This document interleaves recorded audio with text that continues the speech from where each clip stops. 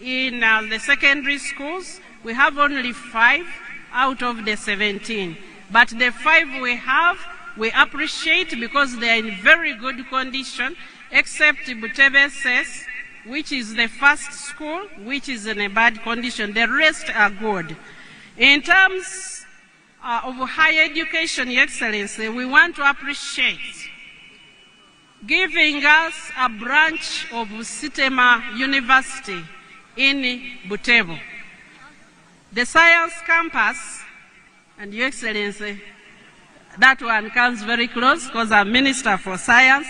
The science campus of Sitema is now in Butebo district. We greatly appreciate it. In terms of infrastructure, we have a health center we don't have a hospital yet. It's very busy because it serves the district plus the neighboring communities in the neighboring districts. And the UPDF Engineering Brigade has been working to expand this facility. It's nearing completion. We were provided with 1.8 billion, and that is ongoing work which we believe will be completed soon.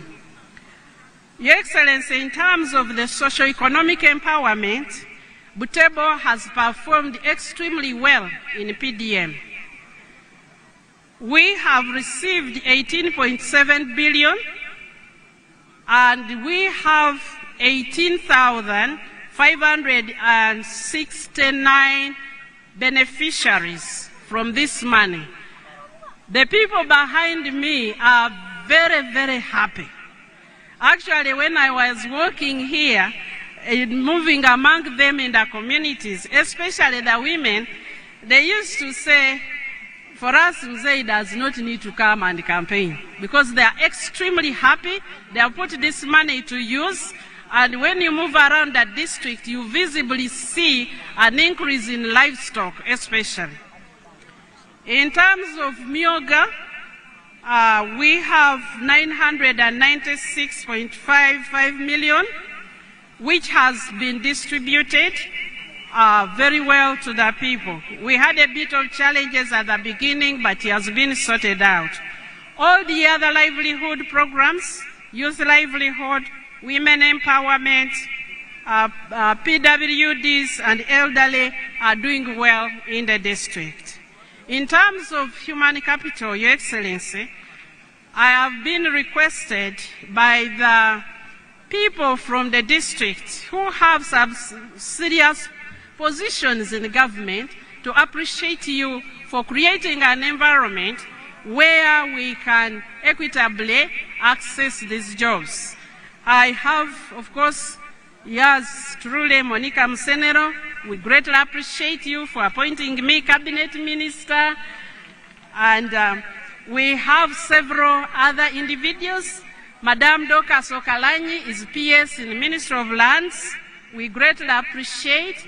Dr. Kefa Kateu Kuchana is the Director of Government Analytical Labs. We have Lieutenant Engineer Kidemka, who has done excellent work with Nambole. We have Miss Anne Matlida Namaja, accountant at the Patriotism Secretariat. And we have your daughter, you know very well, Miss Seku Helen. She comes from here. She is the youngest commissioner at the National Patriotism Secretariat. We have others that are at commissioner level. We have Mr. Rauna Emmanuel, Hane Malinga, who is the Minister of Energy. We have Wenene Topista, your Deputy Secretary to Cabinet. She's from here. And we have a number of others, which because of time, I may not read. But Your Excellency, this tells you that the people from Butebo are very honest. We are people of integrity, we are hardworking, and we take whatever job you give us very seriously. And I think that you can trust us and open a few more. Maybe I can mention that Professor Viakika Pauline, the Vice Chancellor of Mbarara, is from here. I would like to summarize now our requests Your Excellency, we don't have a history of asking for too much, but we have a few requests that should go into securing the gains. Whereas we've done well with our district roads, the national roads, there are two really short roads here, and since Butebo lacks tarmac at all, and these roads, because of our location in the Choga complex, they deteriorate very fast. This is the road from Okado to Butebo, Nakaroke, and then the road from Budaka, Kaderuna, Butebo, all to Oladot. The total is 67 kilometers. I have checked with the Ministry of Works, they have not included these roads. Your Excellency, these roads tarmacking will activate economic activity, because even when they work on them, before a year expands, I'm done. Your Excellency, the other three things the people of Butebo are asking is that since you gave us the STEMA campus, could we kindly build for it a teaching hospital in Butebo near, and that will solve. The health center can easily be converted into that teaching hospital. In terms of energy, Your Excellency, we have less than 10% coverage, but I want to appreciate that surveys have been done. And lastly, the people of Butebo are saying that a representation by 2 people is too little, and the district deserves to have 2 constituencies. So they are requesting for Kakoro sub-county to be created such that we can have an increase in a representation. Your Excellency, the people of Butebo have also told me to say that they have been a part of the compensation program, but they have not been included on the restocking program, and they are requesting to be included. Thank you very much, Your Excellency. We are very happy to see you. Thank you for fulfilling the pledge of the Kayola bus. Butebo has the Kayola EV bus, which you pledged when you last visited here. The people are very, very appreciative. Thank you very much. We are very busy, ready to secure the gains. Thank you. Thank you, Honorable Minister. Thank you for the long list of the few things you have asked. Definitely, I'm sure the NRM party and President Museveni will address all of them one by one. May I take the opportunity to invite the regional vice chairman of the party to come and welcome us to Butebo, and thereafter, the Right Honorable Speaker of Parliament will come and make her remarks and invite the President to speak to us.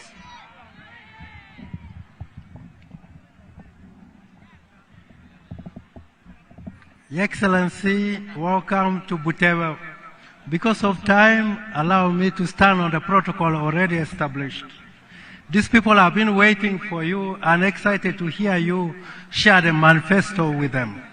We are very excited to see you unveil it to them, and without wasting more time, I'll invite the second national vice chairperson to welcome you. Thank you, Excellency. Interpreter. Where is the interpreter? The interpreter, come here. You're going to interpret.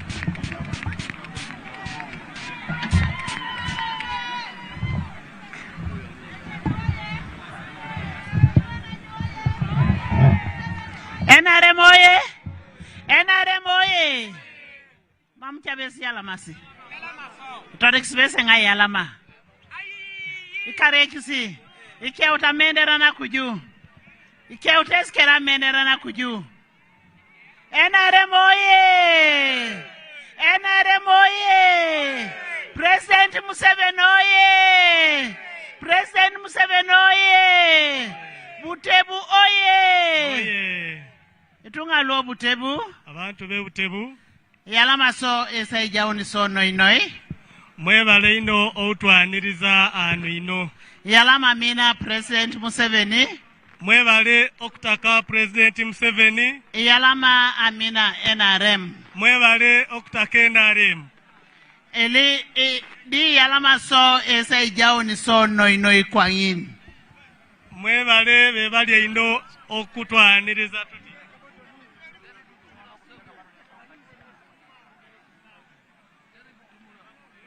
Hello, hello, hello, hello.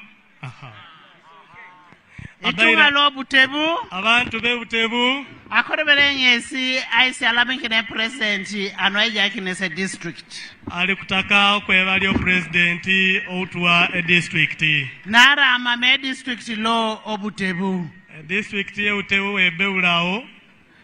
Konye obuye president jaikisi a district. District ya Baira ulao neo president natwa a district. Your Excellency, the President of the Republic of Uganda. Akubato mkulembeze weigwanga.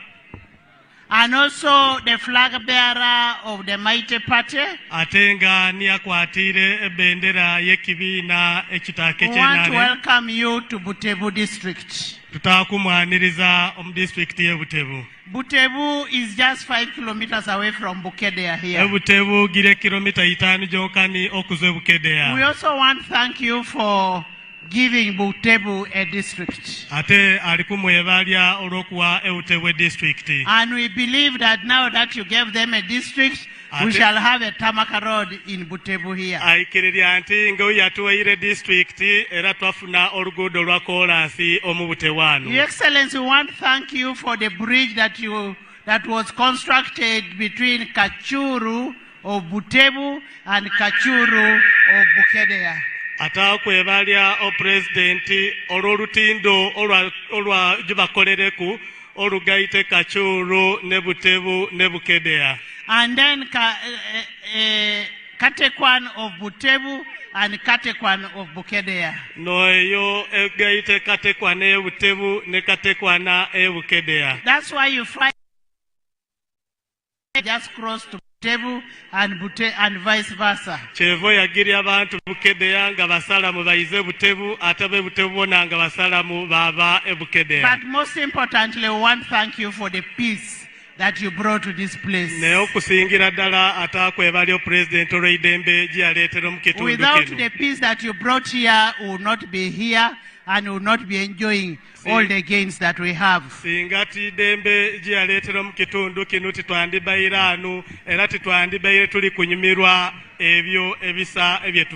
now we are comfortable because we have roads, we have hospitals, we have schools, and that is all out of the NRM government. And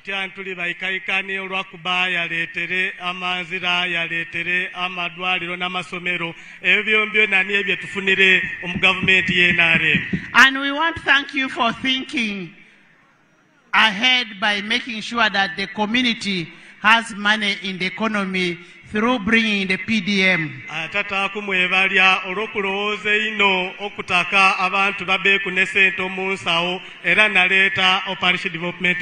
And we want to assure you by the time after 5 years, we will be very rich people.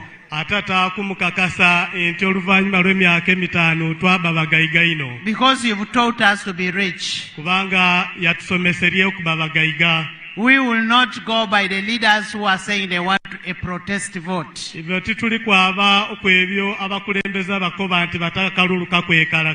not protesting for the peace you brought for us. We are not protesting for the development. And we are not protesting for the money economy that you have brought to the country.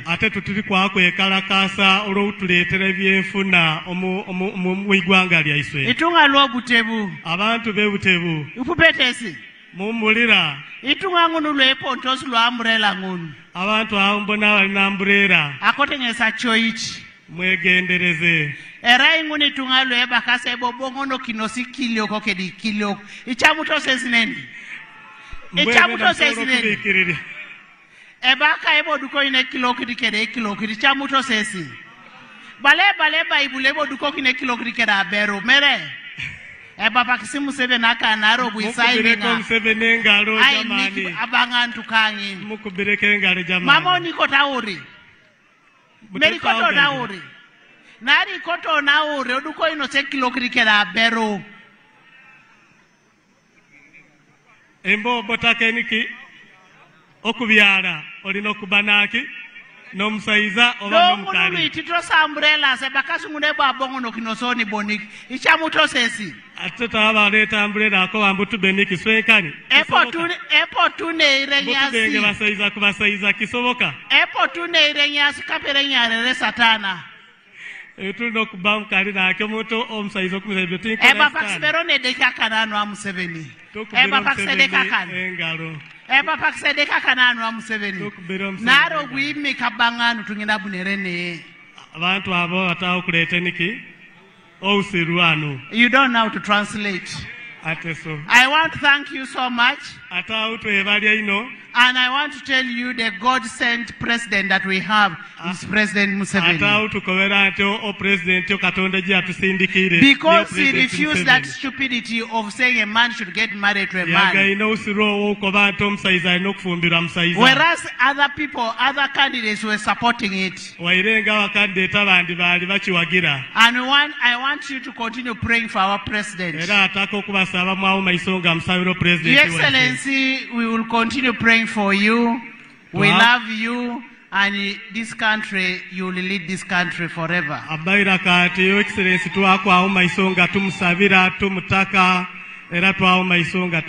We will not allow jokers to come and rule this country. I now want to request you to come and speak to your people.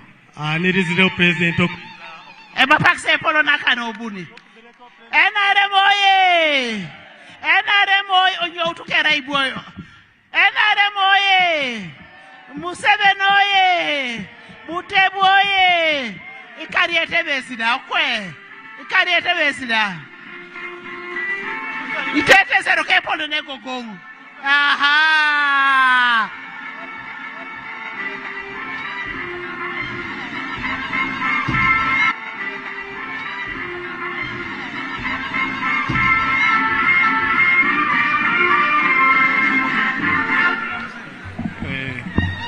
Wanga oluteso lwongenda mu kitono olwaite muko beirenge ko luteso abire mu ruhambu yoga people of Butebo yoga akironyo koizeyo tuliyo murukutumura olugwere kusa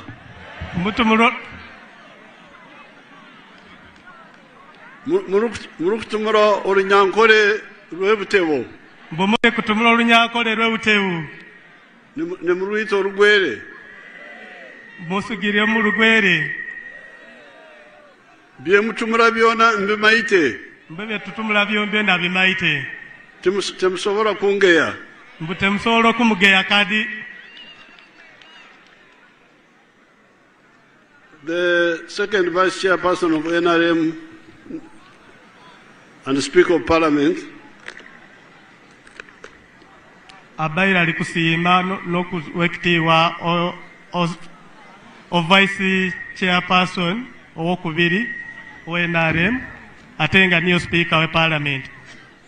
The vice chairperson of NRM Eastern Region. O vice chairperson we NRM Eastern Region. Eastern Region.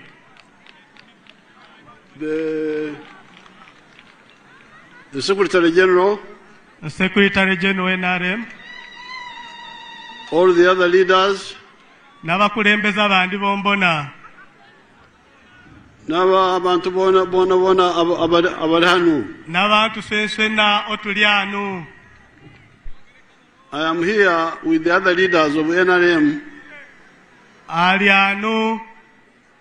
to brief you about, to present to you the manifesto of the NRM.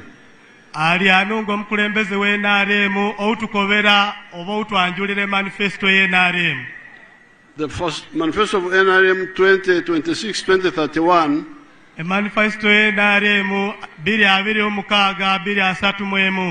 has got point south 7 contributions NRM has made to Uganda. Point south 7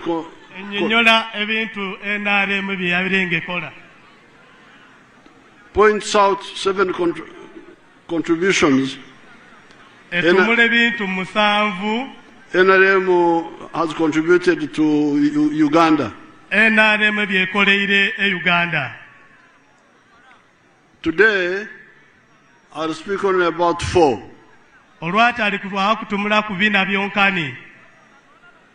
The first one is what some of the speakers have talked about. The one of peace. You know that very well. You remember the Lakwena passing here? You remember Lakwena passing here? The cattle rustlers. The cattle rustlers. So it is correct that parts of Parisa and parts of Butebo should be part of the restocking. That's correct.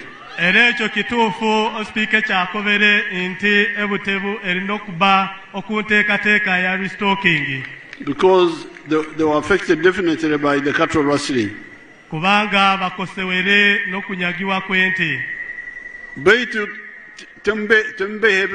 Don't tell lies.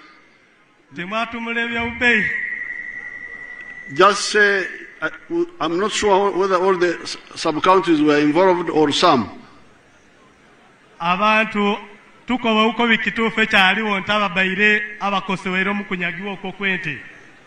Amagomborora, which were affected. The sub-counties which were affected. Amagomborora. So that we don't have too many claimants.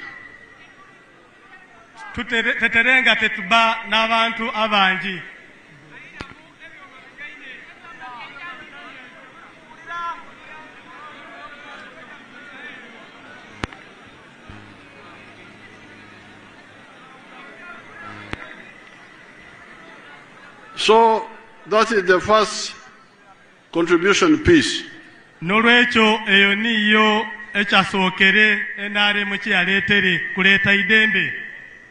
The second one is the development. Development has got 2 parts. Economic infrastructure and social infrastructure. Enkulakulana eyokwezimba kweteekateeka neyo eyokweteekateeka omubyenfuna. Enkulakulana ey'emisingi y'ebyenfuna n'enkulakulana ey'emisingi y'ebyembeera y'abantu. Ebyekulakulana ebyenfuna omunsawo n'ebyokwekulakulanya omubyekwezimba ebizimbe. Embeera y'abantu. N'embeera y'abantu. Social infrastructure.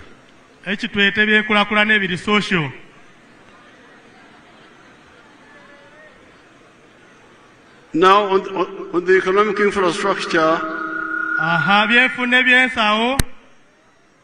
we are talking about the roads, electricity, telephones, water, and in some cases, the railway. Now we can audit here in Butebo and see what has been done and what is not yet done. The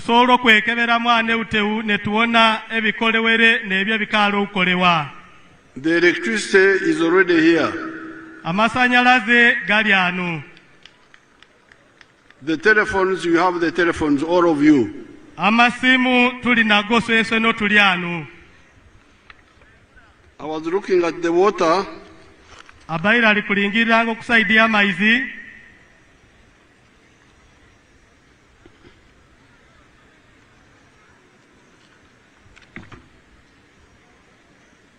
You have got very good coverage of water.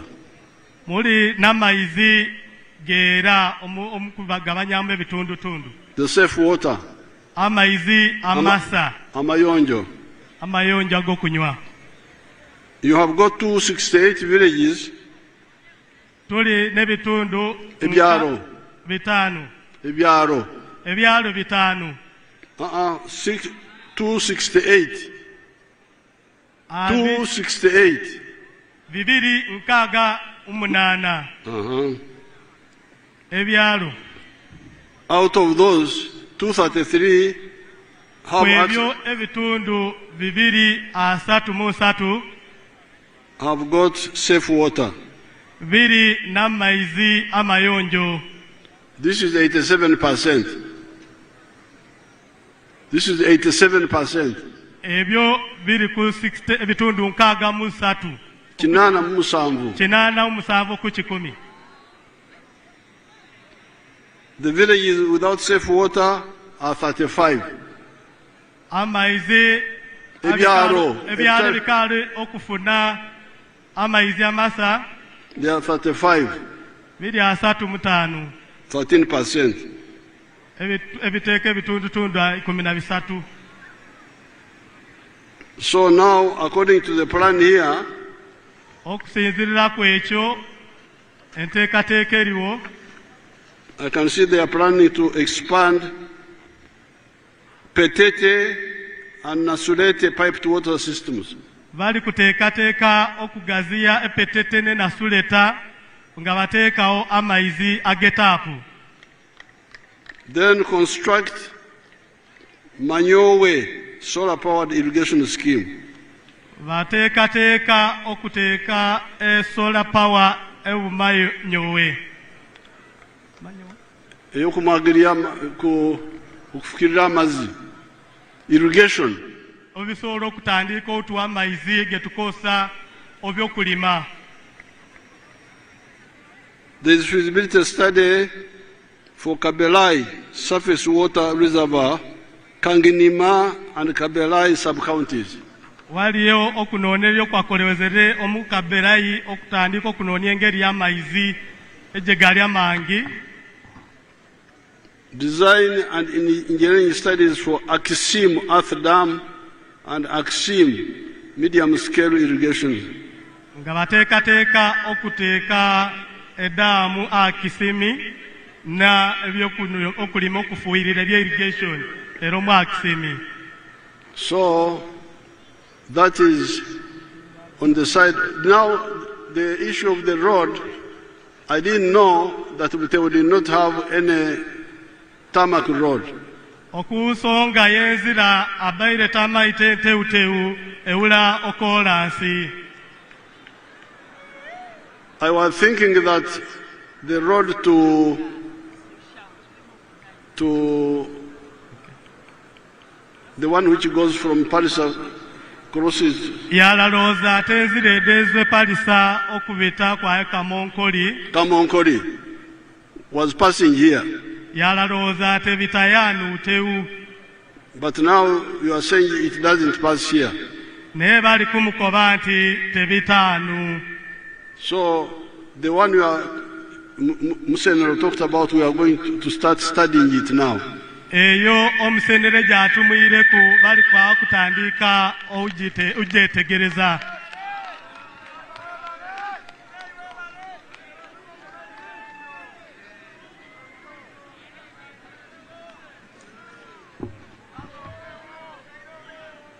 Because the roads which I have in the file here, the roads which I have in the file here, amazira gali kuona omunano mu file ye. The roads enzira, the roads. Amazira.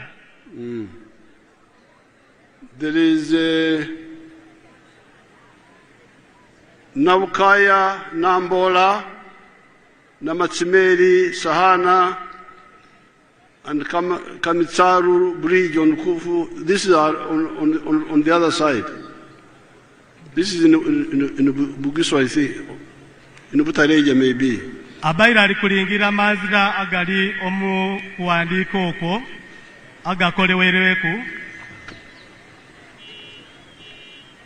There is Namari Butareja Namtumba.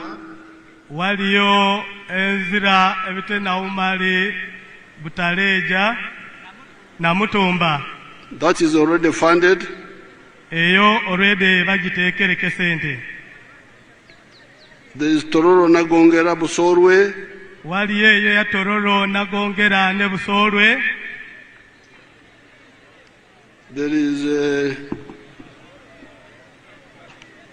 the other road we shall have to capture it. They don't have it here, the one you are talking about. Amazira omserera gatumwire kanu bali kwa ugateeka mu kubanga gaulamu.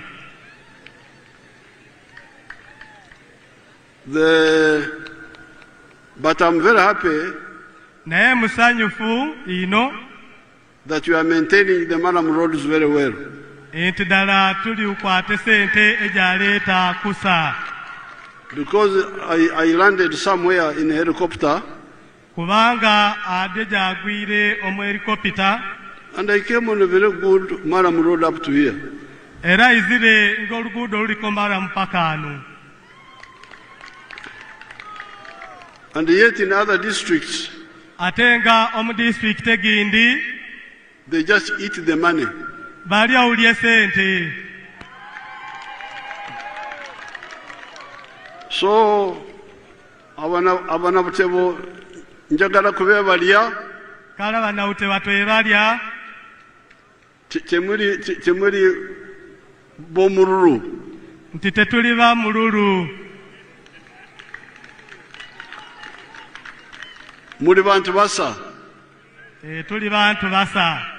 Mukubireko presidenti omungalo. There was these Maram roads. Wabaire amazira ganaga Maramu. Can tell you what sort of people we have around. Ntasobola okubakobera ebizibu bindi ebibamu. Abantu abali mu nsonga ezo. Abantu abo mu nsonga ejo. There was a very good chairman in Kumi. Wabairewo chairperson obuchairman omusekumi. Called Orot. Bali bamweta Orot. That man used to work on the road so well when he was LC5. Omusaizo oyo yakolanga okumanzira kusa ino yabeereire ni owa LC5. All the roads will be in very good condition. All the roads will be in very good condition. Amazira gongona gabango mu mbeera ensa. I appointed him as Minister of State for Works. They opposed him in Parliament. Yamulondere okuba Minister wa State atwala ebyamazira ne bamugana on Parliament. They don't like good people, they like bad people. Tebamutakire. So, I am happy to see what you are doing here. Nolwekyo musanyufu okuwona kye tuli ukola anu. And Museveni has confirmed it that you now already have sub-county headquarters for all the sub-counties. Era Omusenero amukakasire nti tulina sub-county jonjona nga giri n'ebizimbe byayo. And yet you have just started the district. Ate nga twankatandika district.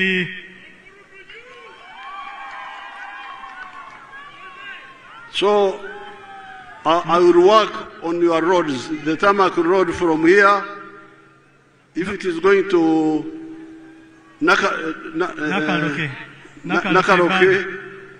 we shall work on it so that you Kala alikwa ukoro kungudo jaiswe ororuzwa palisa kwa Nakaroke nokuzwa ebudaka kuizela doto nga Omusenera atumuyireku. Ebudaka on the Mbale road. Udaka kwa doku Mbale road okuzwano enani Ekaderuna. Your Excellency, the most direct road is that one from Palisa, Nakaruke to Mbale. Nakaruke to Mbale? Yes, Your Excellency. From where? Akadot. Palisa. Palisa? Yes. Through here? Yes. To Nakaruke to Mbale. Very good. That one I have taken it up now. Ekyo omukulembeze akitwaire.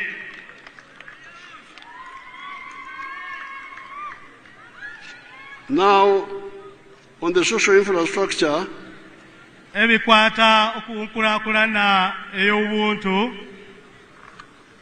embeera y'abantu. embeera y'abantu. As you heard Museveni telling you, ng'emuwulire omusenero nga bakobera, there are 31 government primary schools. gire amasomero 31 age gavumenti.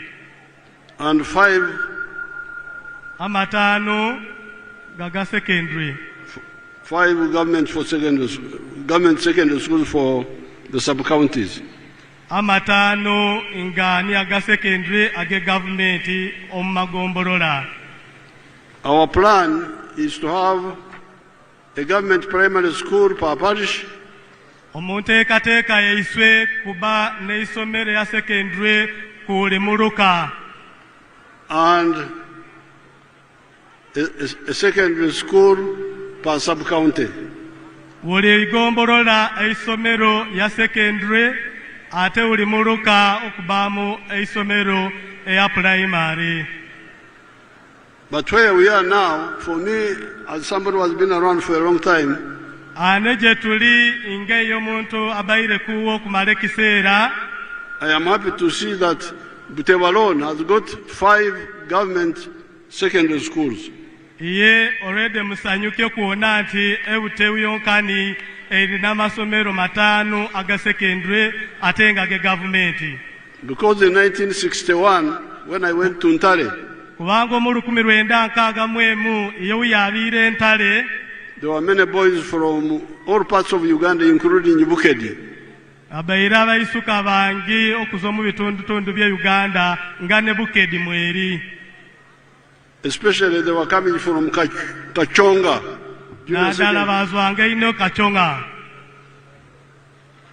And many of them, like Stephen Malinga, abandi abongo Stephen Malinga, Okiria, there was somebody called Okiria.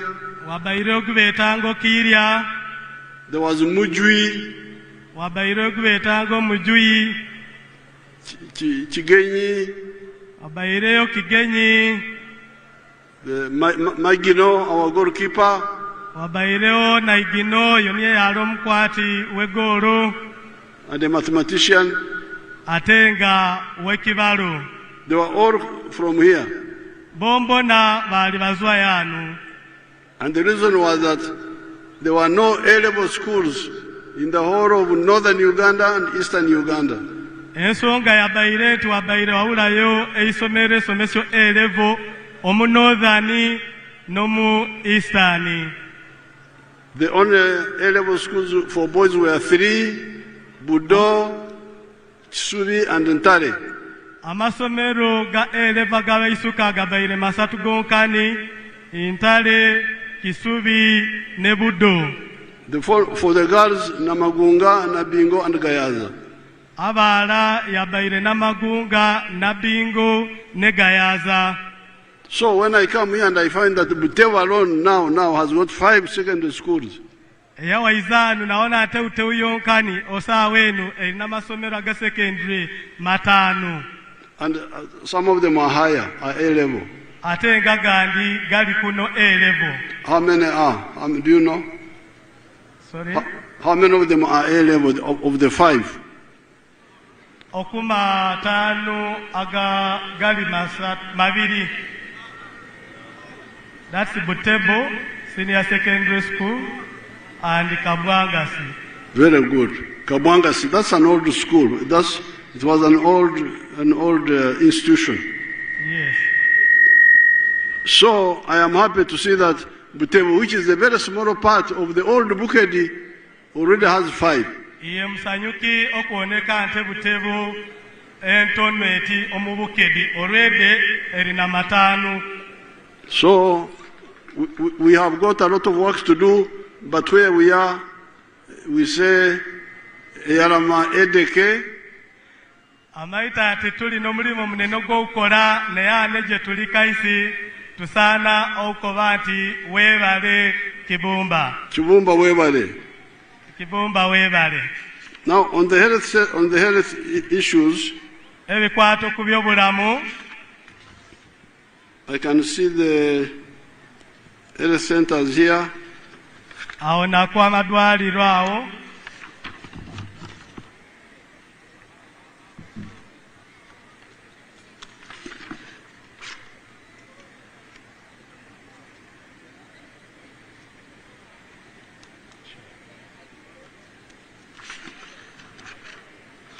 There are 5 health center series. Arikuronda tulina amadwaliro 5 agali okuyidala yokusatu. And 1 health center 4. Ate ne tubane mwiza eri okuyidala eyokuna. And yet the plan is to have one health center 3 per sub-county.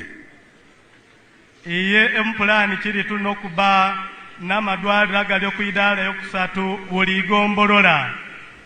So according to the file here, yaona okusinzira ku file ye, upgrade Puti health center 2, health center 3 in Puti sub-county.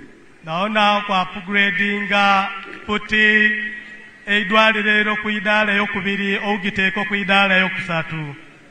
Upgrade Nasuleta health center 2, health center 3 in Kapunyasi sub-county. Okulia Nasuleta eidwaliro okuyidala yokubiri ogiteeka okuyakusatu omwigombola Kapunyasi. Upgrade Kadokolene health center 2, health center 3 in Kadokolene sub-county. Awono okulia eidwaliro Kadokolene eryo okuyidala yokubiri yono ogiteeka okuyidala yokusatu. New health center 3 is to be constructed in Kanginima Town Council. Awana eidwaliro gendere Kanginima Town Council.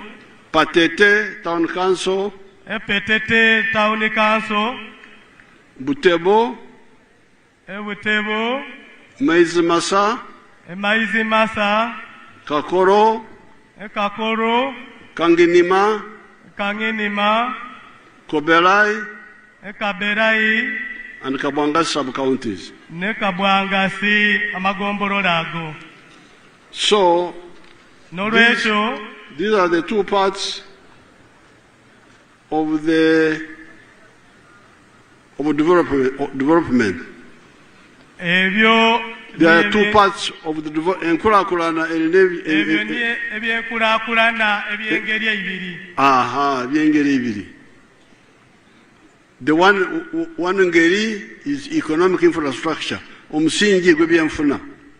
Esooka niyo eya byenfuna. Omusingi gw'ebyenfuna. Omusingi okuzimba omusingi gw'ebyenfuna. The second one omusingi gw'ebya obugaiga. Eyokubiri obusingi bw'embeera y'abantu. Omusingi okumbeera y'abantu. Which includes health and education. Now this is therefore our contribution number 2.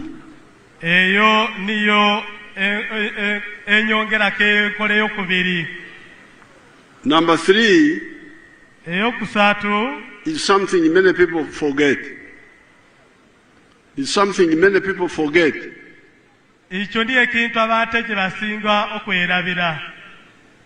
People talk a lot about roads, electricity, schools, health centers. Abantu batumula okumazira madwaliro n'amasomero. But at night you don't sleep on the tarmac road. Naye wire tosobola okugona obanga awula emirembe. You don't sleep in a hospital unless you are sick. You don't sleep in a school unless you are a student. You sleep in your home. And when you sleep, when you go back, you find the problems of poverty, which you left in the morning, are still there.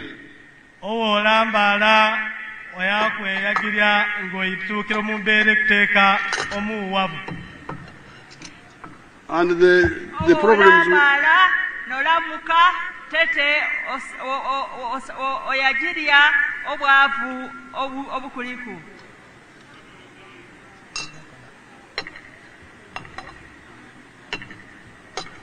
Obwavu bwoleseyo ku makya ogenda kusanga bukulindiridde akawungeezi bw'oddayo awaka. Obwavu obolekereika amakeezi ate oyisinkana iggulo ng'okangeika. And it will say, welcome, we are still here. It will say, they will say, welcome, we are still here.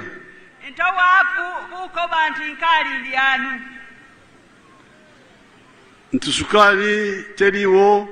Osukali abawulawo. Nti abaana tebalina ngoye ezimala. Abaana bawula ngoye bazwala. There is no electricity or paraffin. So that's why we say, we insist from the 60s, please differentiate between development and wealth.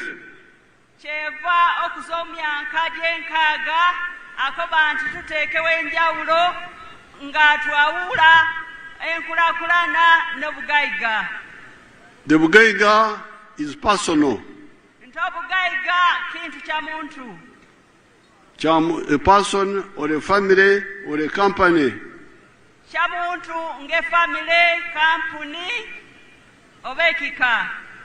Or company. A company. A company niye okwegaitamu ngabantu mwegaitire. So, yet development is for all of us.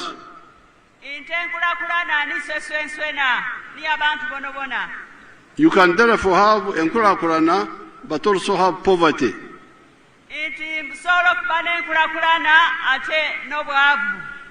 Now, this message we have been giving it to people ever since we came into government.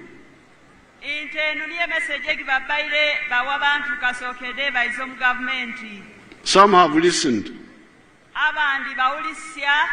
Let me show you some of them, like this man Ijara from Serere.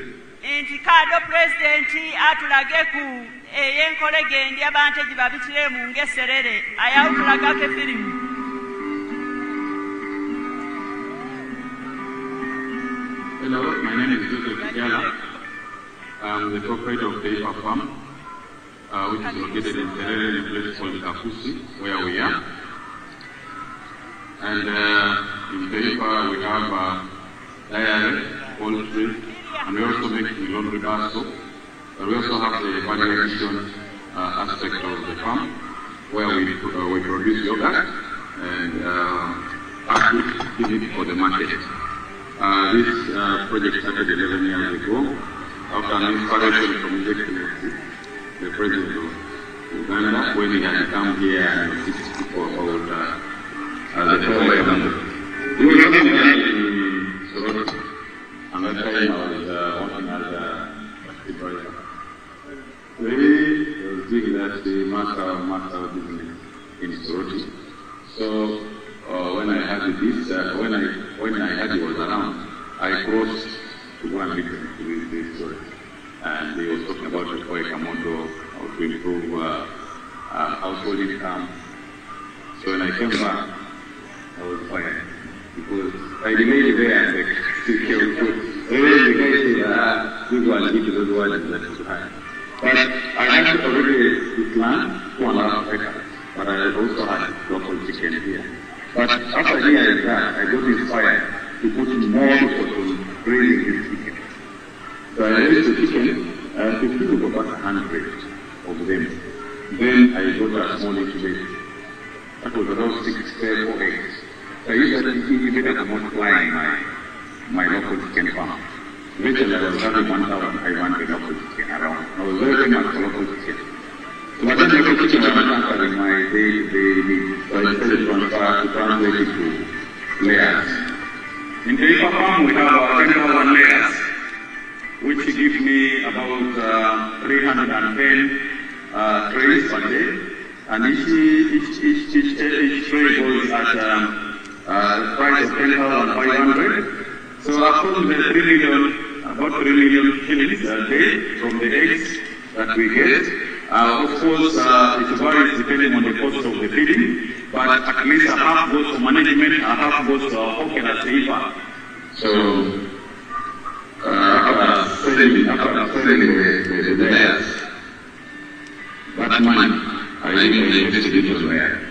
I said that in the courthouse, but you know, I am not quite very comfortable I'm using AI. I have my own seven bank here, so I got a solution. And then I also located the best, who was able to train some of us here with the general that came from the harvest. So the cows that I'm going to show you are cows that are bred from paper farm that produce my highest produces. Now that gentleman you are seeing, he heard my message in 2012 when I was in Soroti.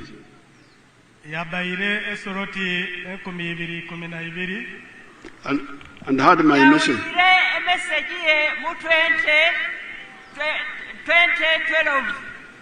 When I was in Soroti.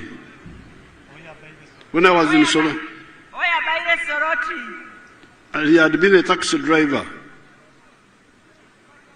Taxi driver. But when he heard my message, he went back to his village where he had 2.5 acres.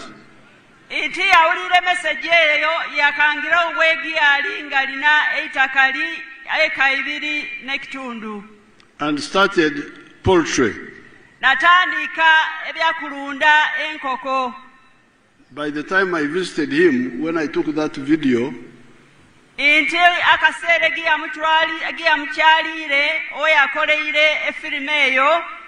was producing 310 trays per day.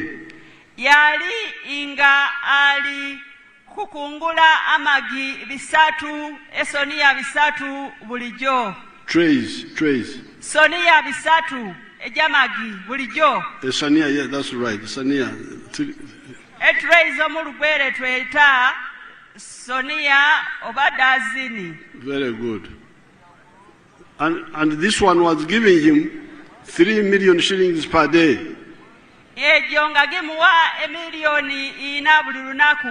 Million satu. And he was also selling 300 liters of milk per day.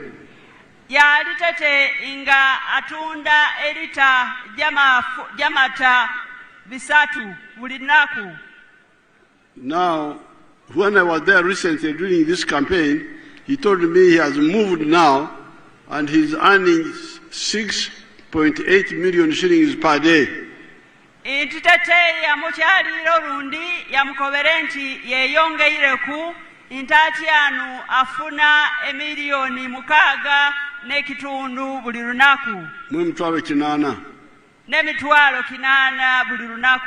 That's about 2 billion shillings a year.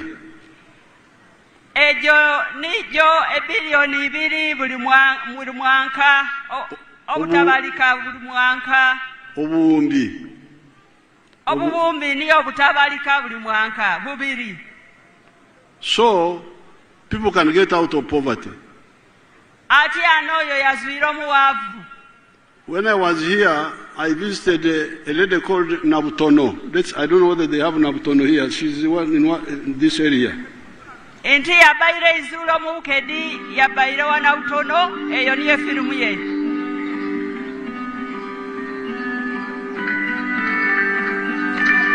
hear properly.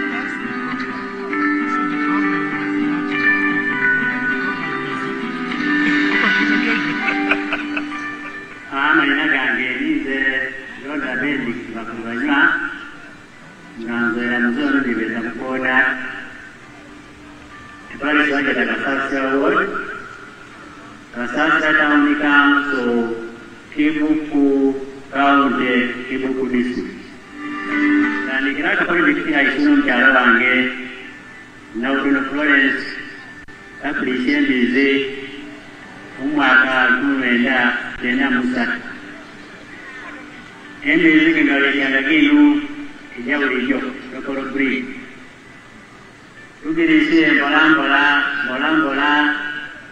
Nege Shera, Biniamne, Tugirishe Subi, Tugirisha Mugo, Namauru. Program Yambi Yambi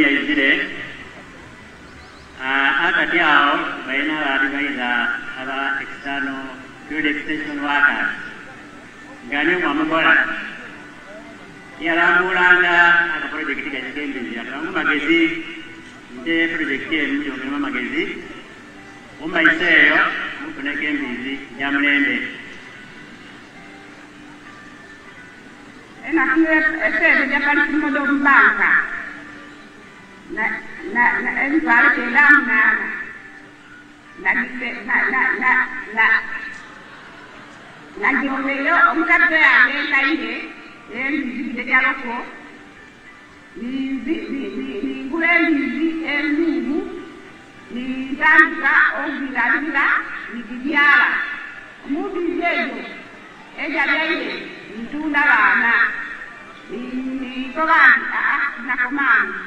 Ngulamu eseko Jonas ya esene ngi ngoza esizwe kubana era osawe nembi ya ngaka takakula ya college yendi eka nenga mteze ya kijeni eseko kugia ni saka isubira myaka emisatu ngom kama kwaite Nyabakasura akakaira kamune mtwalo mkanga imbenga na project ya kale kambula era ngakubiriza n'abatunze abange bentwala omusonene ya boda nti banange sente njatijeni ngobale nkwaite kusa era ofunamu era ngesawenu ingifunire mu era nebali ino baba Museveni era kuletawo enkolero ya kijeni eri tutetula okugwedi tubayire era tutambula nga n'omonyiza ddala namu. So you have heard what that family are saying. Mulire omulimi oyo ekyakobere. How they got 1 billion. 1 million bought pigs bagulire embizi then they multiplied negibyala they sold the young ones ne batundwana bought sekoko ne bagulake kulukulu. It's a long story, we didn't finish it, but they are moving well. Era batambula nakusani. Now, in the manifesto of 1996, manifesto eyenkumi ibiri abiri omukaga eyarukumi Rwanda kyenda na mukaga eyekinana omukaga ekyenda omukaga we proposed 7 activities. Bateremu ebyokukola musanvu. 1 acre of coffee, ebyakulima emwanyi, 1 acre of fruits, ebyokulima ebibala, 1 acre of pasture for cows like the ones of Ijara, the ones you saw. Okulima eisubi erisya ente. Ente nga za Ijara zebala byawo. Ente ejeje mwinawo ejamata. 1 acre for food crops. Eke mwiza nolimako emere. Then in the backyard, poultry for eggs. Then izuli okuizuli nolimayo notekayo enkoko. And piggery. Notekayo embizi. And then if you are near the wetland, you can do fish farming. Owabawa gaziku osolo kupita byenyaza. Now recently some of our people have added cocoa, and when I had the chibaro, I said, okay, let's add cocoa. Eizuli bagaitireko okokoa, erei bavarire nakatoke tugaiteko kokoa. And earlier on we had added palm oil. Palm oil. Na ebibale ebyo bakolamu oil ejibeto palm oil. So If you have 4 acres N'olwekyo oba n'ekeina or less, obanga intono ku yekeina, out of those 9, out of the 9, okubintu okuweka 9, do what you can. Okoleke ky'osoola. You have seen Nabutono and her husband have done only piggery and sekoko, which is a type of poultry. Muwaine oyo omulimi azwaako yateireke saidi embizi saidi egendi nateekako kulukulu.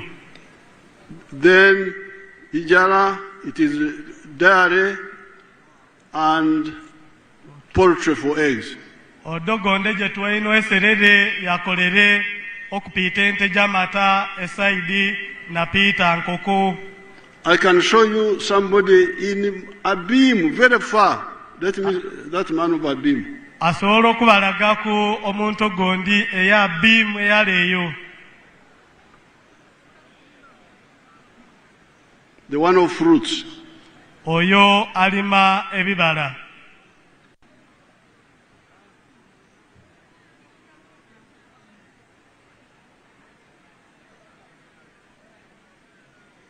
If you are looking for him, put my own model.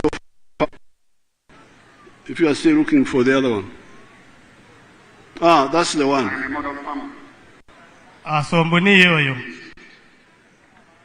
My field here is called Arikuronda West.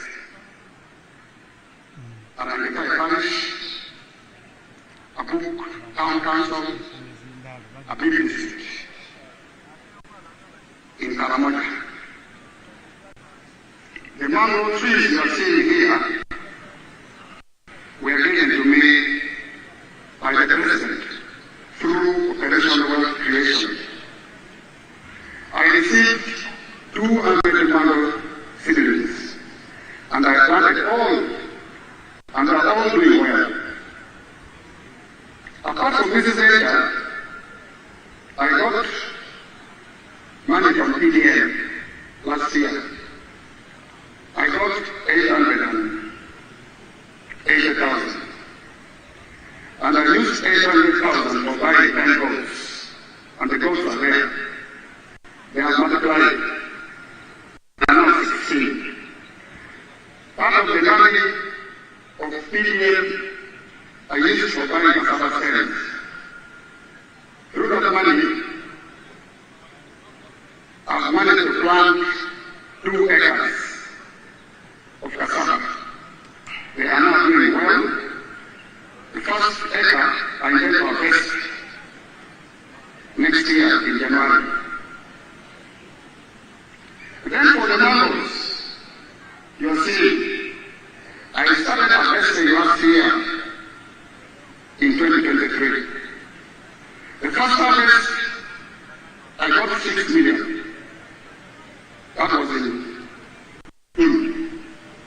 Then second harvest in September, November, I got another 6 million. So last year, 12 million shillings. I've been selling to the people around. Actually, Soda Fruit Factory has booked this mango. They want me to take this mango tomorrow, 2025, to the factory. Actually, I've been selling locally. I've been selling 1 at 500 shillings, 2 1,000. And people are buying. These mangoes are very good. The mangoes trees are seeing are giving me money, a lot of money. And I want to thank His Excellency, the President of the Republic of Uganda, Museveni, for coming up with the idea of Operation Wealth Creation in the country. This is money. I am not going to suffer. My children will not suffer because of this wealth. I call it wealth now. I don't invest money. I invest money, not money. So I want to thank our President so much. And next year, if all goes well, I expect to get 18 million first harvest. And then the second harvest, I also expect to get So altogether, I expect to get 36 million shillings. Now that is the witness, the testimony of somebody in Abim. Abim is 200 miles from here. Oyo niye omulimi wa Abim yala ino okuzwano. Far away from the center of the country. Yala ino okuzwa anu. But he's getting very good money. Ne alikufuna esente ensa. Because of listening to the message of the NRM of wealth. Olwenkola y'NRM eyokutumbula ebyenfuna. Let me show you my own model farm. Oleke atulage ku efaamu ye. My name is Dr. Omuri. I am a commissioner by appointment, deployed at State House, and I've been assigned by the President to execute the 4-acre model. And I've put them so far in 10 regional zones in the country. The 4-acre model is an idea conceived by the President to guide our farmers on how to utilize their small acreage of land so that they can earn more money through intensive farming. And here we are talking about enterprises that have good yields and high income for their household. So we have the fish farming, which is one of the enterprises that can be done near the water without interfering in wetland and tampering water flow. Then we have the zero grazing unit. On the other side, we have the coffee, we have the banana, and also a household needs food crops as 1 acre plus fruits. So this idea of the 4-acre model is to support income for the household. And as I will go into the small mathematics, you will know that it's capable of pulling somebody out of poverty. Now, specifically on the fish pond, here is about 20 by 50 meter pond, 1,000 meters square. After finishing the excavation, we stock 10,000 fish. We feed it for about 8 to 9 months. In the north, which is the warmer, the fish grow fast. And in the west, which is a little cold, you add 1 more month to reach the same 1 gram. So by that time, the fish will be about 800 grams to 1.5 kilograms. In the market, the fish which is 1 kilogram or 800 grams here costs about 10,000 shillings. So having stocked here 10,000 fish, by 10,000, somebody will get 100 million in 1 year. And then when you subtract the cost of managing, which is roughly 30 million, somebody can be able to save 70 million on these fish ponds. And on this side, we can put 2 of them in 1 acre. So meaning in this particular acre, somebody should be able to get around 140 million shillings. That is for this particular acre. Now that is my testimony now. Eyo niye nkola ya President. Obujulizi. Owo niyo obujulizi bwange. Owa President owatuwaire. 4 acres. My people there. Eka eina. I've planted coffee, bananas, fruits. Ataireke mwanyi, amatoke, nebibala. And then cows, zero grazing cows. But also fish pond. In half an acre. And my people are getting 100 million shillings from 1 pond. Abantu be bafune milioni 10 okuzwa omukidibe kimwe ky'ebyenyanza. And when they deduct costs, they remain with 70 million.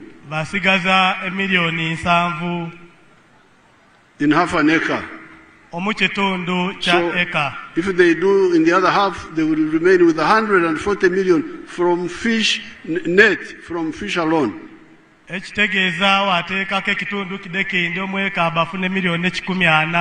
Omwaka. Omaze okujjako ez'okukozesa. So all of us here are sitting on wealth. And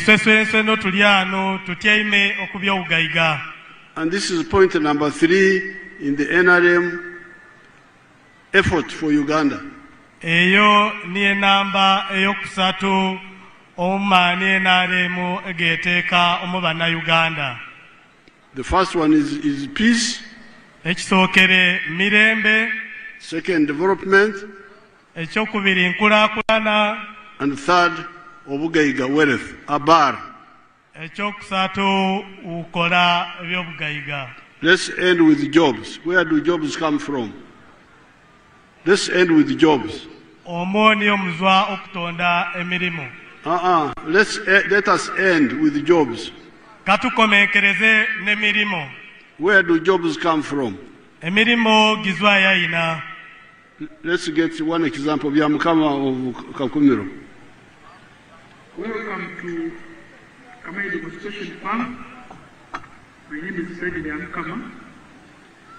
I'm a member of Parliament of Uganga's constituency, Kakuyo district. We are now at our 4-acre demonstration farm. The land we have here is approximately 4 acres. This is a farm we started 2 years back here, 2.5 years back.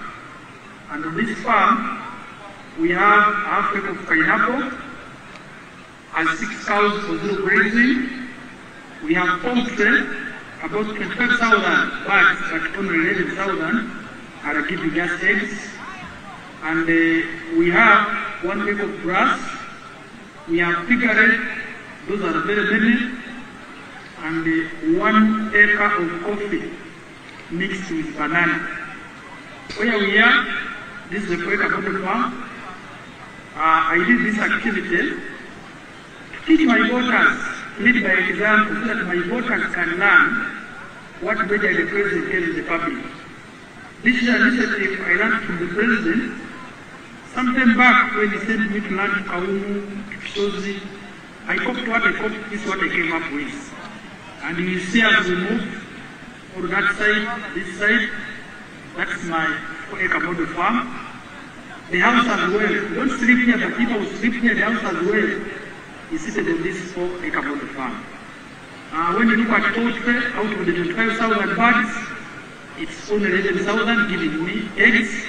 Others are soon giving me, and they get 3 or 2 trays per day minimally, because 11,000 birds are supposed to give me 366 trays. But because of the feeding method of deep freeze, I don't get all the eggs. I get 3 or 2 trays per day minimally.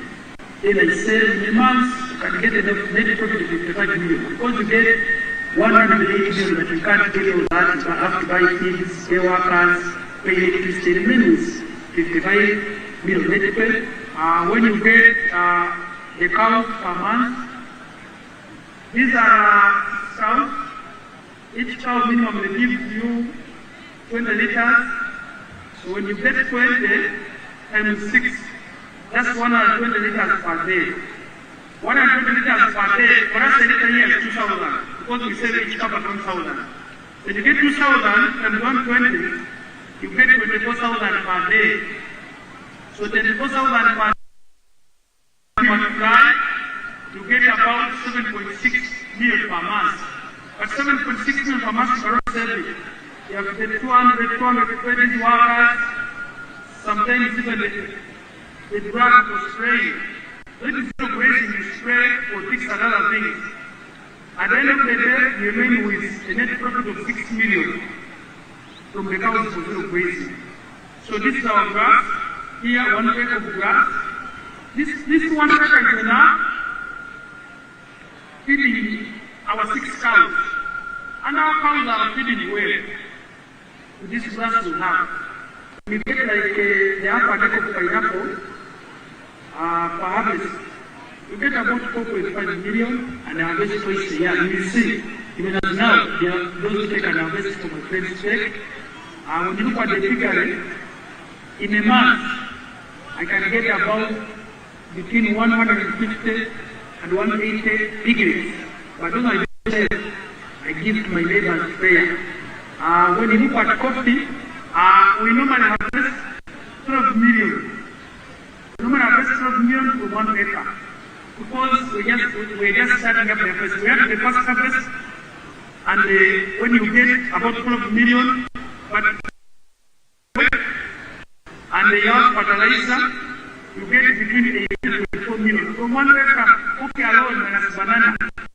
This one at the end of the month can get about 1 million, 1.8 million. But maybe I don't sell my banana, I use it for eating. So I simply get my coffee to ensure the other problem I'm telling you, which you are getting from this 1 acre, because I've tested it where you see. And here, now freeze that one there. That's what I wanted you to see. That's what I wanted them to see.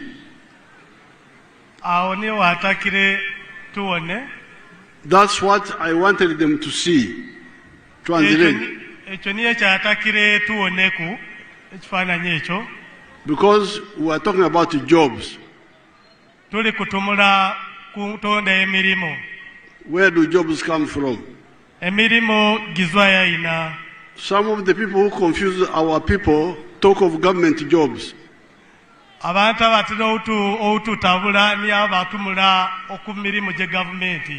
Government jobs are very few. They can't manage the population of Uganda, which is now 50 million.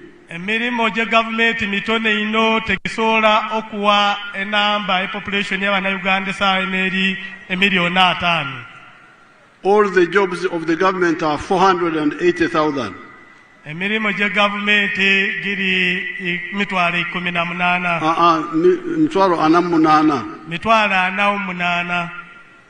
Therefore, the jobs come from the private sector.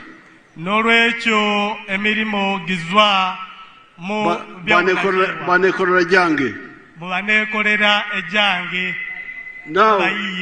this Byamukama came to Parliament 4 years ago.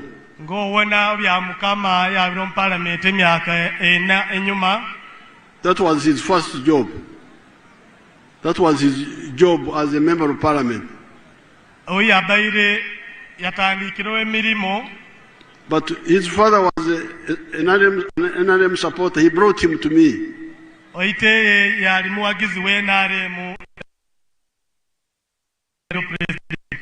And he said, my son has been elected as a member of Parliament, advise him. And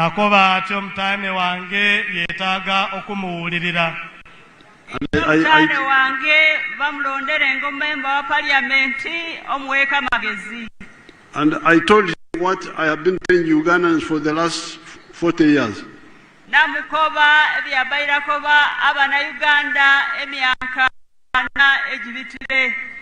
I say 4 acres model.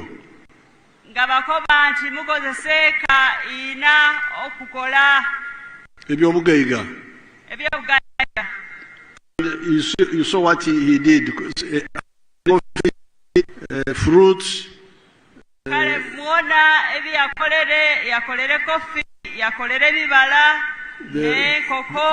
The cows and the poultry for eggs.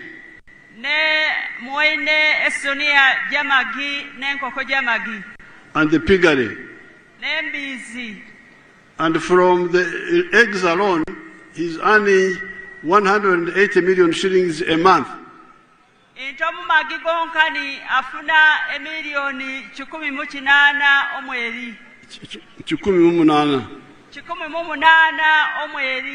When he removes costs, he remains with 55 million.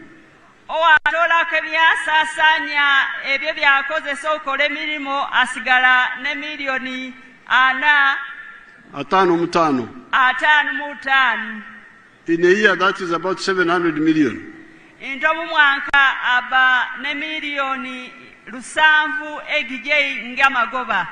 So, he's now a rich man. But now, his Bugaiga has produced a minimum for 26 Ugandans.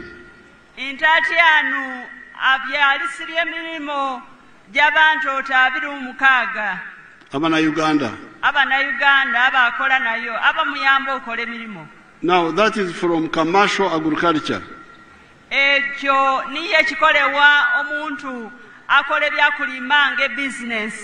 Omusaiza ogwo avire mukukorera ekida kyonka Intazwira mu mbeera ya kukolera ekida kyonkani ng'akola katontono kati. Yatandika kukolera ekida n'ensawo. Ntaati anakolera ekida n'ensawo. Now, because of that, because he has been transformed from a subsistence Ntaati anu oyakugukire okusoka okukolera ekida kyonka okola ebyakulima ng'ebyabugaiga. Is a Mugaiga, but he has also created jobs. Ntaati anu mugaiga era agabire n'emirimu ng'agabira bande emirimu. But there are other forms of wealth other than commercial agriculture. Nti waliwo enkola egindi ejja bugaiga okutoolako okulima. Like the factories. Inga okuzimba makolero. Let's see the factories. Nti katuwoneku ebyamakolero. Freeze that one there. That town of factories, that town is a town of factories. A town is a town of factories. Nti eyo tawuni y'amakolero. Ekibuga ekyo kibuga ky'amakolero. Ekibuga ekyo kibuga ky'amakolero. Nti etawuni eyo y'amakolero ya factories. You have been used to a town ez'obuduukaduuka. Nti titawuni gino gy'amaduuka niyo etawuni gino gibakoleramu ebintu ng'Esino Packard. But this one is a town of factories only. Ntaati anu kino kibuga ky'amakolero kyonkani. That is Mbale Industrial Park. Nti eyo Mbale Industrial Park Sino Packard. There are now 75 factories there. Nti waliyo factory 75. Let's see how many young people each one is employing.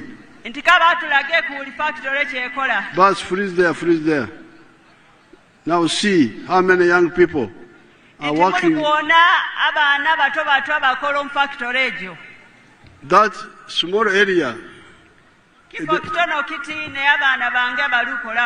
is now employing 12,000 Ugandans. Is now employing 12,000 Ugandans.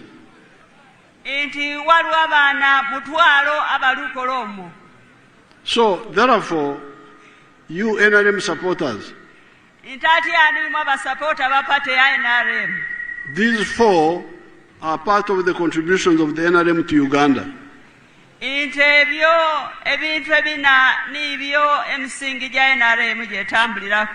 So if somebody says, why are you supporting NRM?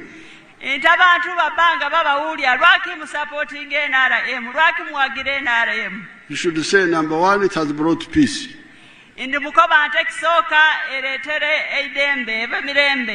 Number two, has brought development.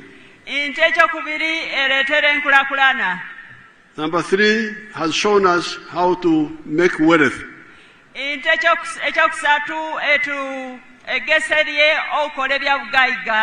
Number four, how to create jobs in addition to the few government jobs.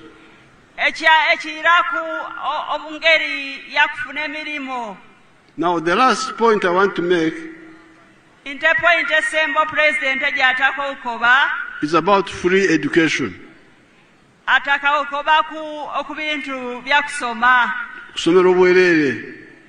Okusomera obwereere. Omasomero ga gavumenti. Okusomera okwa gavumenti ekiyaleetere ono UPE no USE. Now, since 1996, I've been trying to introduce free education.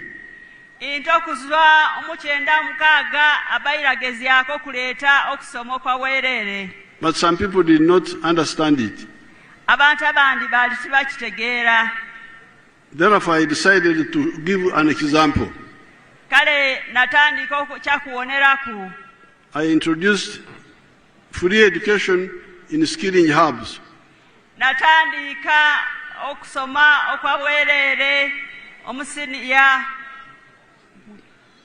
Now let me see if some of my graduates are here. Training hubs.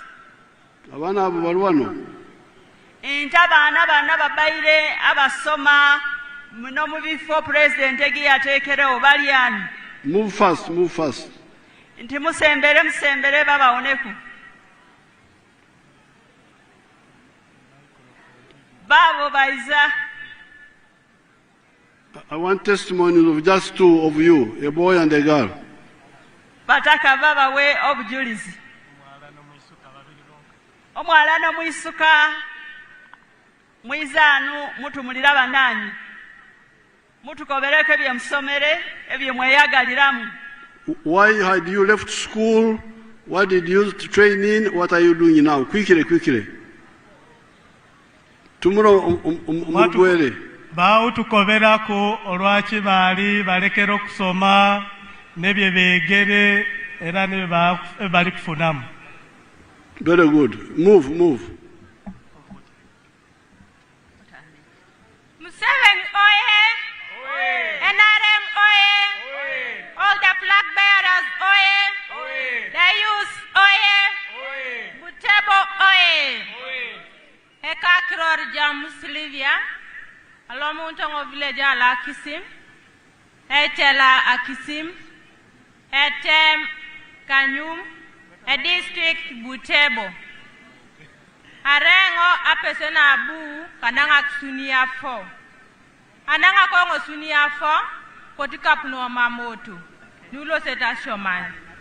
Ageuno ngai boyore mami bore so mayeng. Ajaut ai pakas ngesidu mnaji kapu.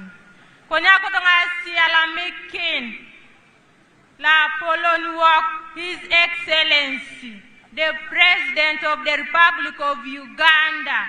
Kanwaya wisemero lituto narore duwe. Yalama noi papa Polon. Yalama tutonoriso. Yalama supporting us. Abuonga pupa de pepara no radio. Ebe pukoti jisomeroi. Ageuno ngodabu district. Abuongo district. Aponona kinanga fo my feeling. A feeling anga form. Poni waro raiso. Abunere. Ibu so yang arete sa shoman. Hi shomoso. Apot sa bong tore. Konya ibong sore. Amanga bwa peda iboy kinara bonga adu machowa. Ageuno ngagwela rakinde na just kedango. Agwelo nga frying pan. Agwelo nga frying spoon. Agwelo nga packet sinwe ngano. Esukali. Awuto. Ageuno nga ipoi daddies. Idualo shono somero. Aipoi pies. Kabalagalas. Aipo mandazis. Really, thank you so much, our dear beloved President. Thank you for supporting us and thank you for being with us. We really love you so much. And I, as Sylvia, pray that may the Almighty God who is seeing your work bless you, support you, give you the years and you live long, give you the wealth, so that you continue supporting us, so that you continue being with us. Thank you so much for God and my country. Okay, Alama. Oyamali nakobere nti dio Sylvia, inti azwera yanu akisimi, inti yali musinia 4, esukuru fizi nejigota. Neya ulire nti president aletere wenkola eyamba banu etubasowe iroko yongera yo mukusoma na izo ku district 5 na izuliye formu bamutwala okusoma iya maliro kusoma na kuguka akasoma yasoma ki inti yasomere ebyakukare. Okay. Intati anu akole bya bekare era nti yayegulira kunembuli ati anakole sente. Nti yekwebalya ino president intobeo obe mirembe. Museveni juu, NRM juu. Anu mwena muli wasanyuko kuona no presidenti. ate anonga mule wasanyuke kamwembera kembo kanonga ngwandi muzeyi muzeyi yakuwe kwa Uganda muzeyi we muzeyi yakuwe kwa Uganda muzeyi muzuri mara mara ma ayendele mara mara ma kaguta kaguta akuwe kwa Uganda kaguto we kaguta akuwe kwa Uganda kaguta muzuri mara mara ma ayendele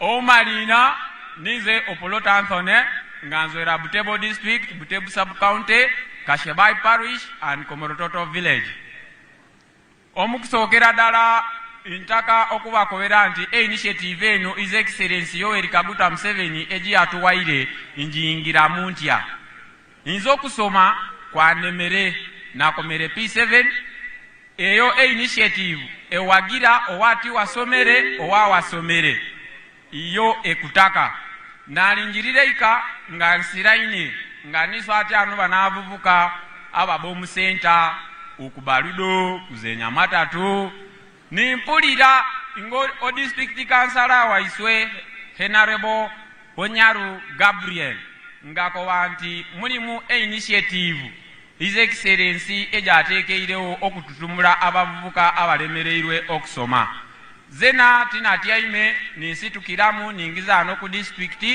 ninfune fomu era ninjaba nga nkowanti obeeyo twakusasula sente ne lazima inatukire ekyamasanyu natukireeyo nga buli kimu kyaweerere nga buli kimu ekyawukwatako ekyawukozesa kyaweerere era inatukire nasomere ekoosi egiweta welding and metal fabrication inazwireeyo nalimbula okutandikira ninkowa nti be gana magezi tinagatyamisye ninfuna omanerenda eyampaireku akasente iyampaire akasente ninjigula ewakasyopu era mukwigula ewakasyopu eyo esoweire okumpanirira zena okusetula efamire yaiswe kubanga okusoma kwali kwagaine naye ate anu bana basigaire basoma enani era ipiona eyamaka yona nekyuka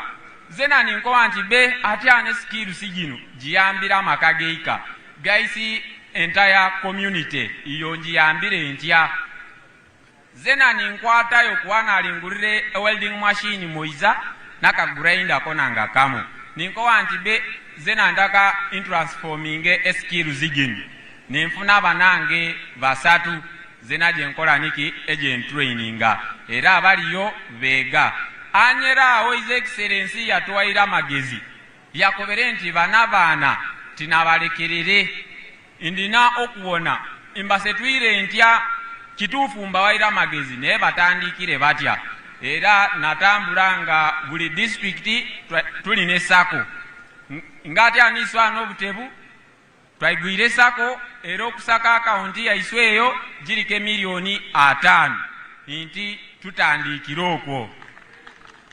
Okay, thank you so much. Kale mwebale. Era intaka okweyanza His Excellency nenga nkalo okwaba intaka okuweukirira era n'okuwakora ebinuubirirwa ya NRM lwache His Excellency eyagiteekerewo inga imbito ukembo kanunga nkowa nti o iniya za chama cha NRM zilizo tuchikuwa musituni tukombewe o tulizitore sisi wenyewe tukawacha na wazazi wetu tukombewe o nia ya kwanza inia yakwa ni demokrasia kuwapatia wana Uganda wenzo O nia ya pili, nia ya pili ni ulinzi wa nchi, kudumisha swala la amani kwa wana Uganda. Era His Excellency nakomao olwakaseera neyanza ino olwe programu olwe initiative eno ojua tutekeire onga abana Bukedi. Era tukwenyumingiriza Butebo is for NRM. NRM oye! M7 oye! Okay, thank you, young people. Thank you. I will take a picture with you. You stay somewhere. Now, you can see these young people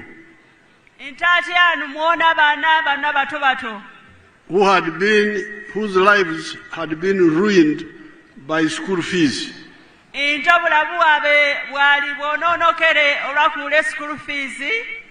When I gave them free education just for 6 months, they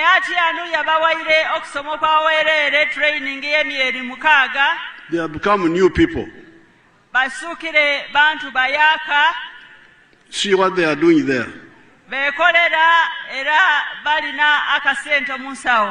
You can see what they are doing now. What?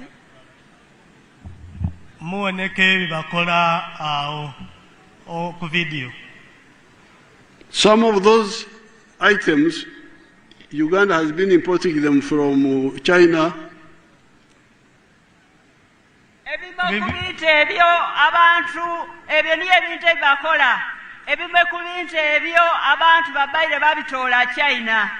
To Dubai, India, shoes Italy, Engato.